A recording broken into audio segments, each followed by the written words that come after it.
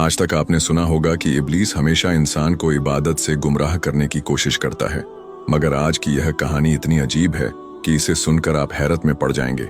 एक शख्स अंधेरी रात में नमाज अदा करने के लिए अपने घर से निकला। रास्ता बहुत अंधेरा था और चलते हुए उसे ठोकर लग गई।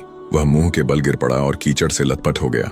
गंदे कपड़े देखकर वह वापस घर लौटा, लिबास बदला और फिर से मस्जिद की ओर रवाना हुआ। अभी कुछ ही कदम चला था कि उसे दोबारा ठोकर लगी और वह फिर गिर पड़ा, मगर उसकी हिम्मत कम न हुई। वह फिर घर लौटा, कपड़े बदले और एक बार फिर मस्जिद की ओर बढ़ा।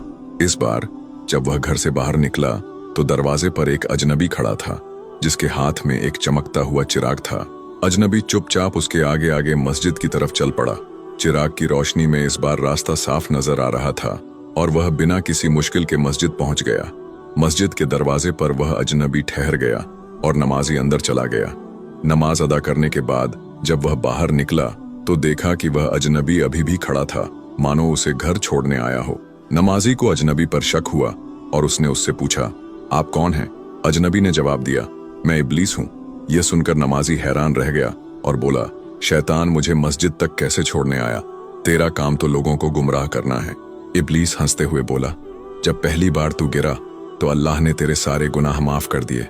जब दूसरी बार गिरा तो अल्लाह ने तेरे पूरे खानदान को बख्श दिया। मुझे डर था कि अगर तू तीसरी बार गिरा तो अल्लाह पूरे गांव को बख्श देगा, इसलिए मैं चिराग लेकर आया ताकि तू बिना गिरे मस्जिद पहुंच जाए। यह सुनकर नमाजी की आंखों में आंसू आ गए।